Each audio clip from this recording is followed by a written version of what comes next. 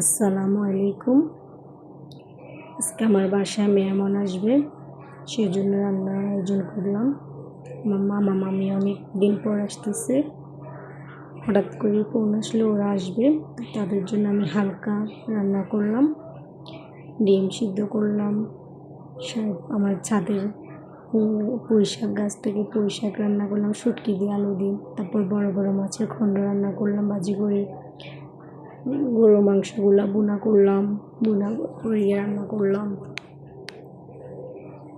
এর ভিতরে আপনার একদম কষা কষা রাখছি গরুর মাংসগুলা, দেখে বোঝা যাচ্ছে অনেকদিন পর মেহমান আসবে, তো কী রান্না করবো কী রান্না করবো ভেবেও পাচ্ছি না। এদিক দিয়ে সব দিকে অবস্থা খারাপ সবারই, বন্যায়।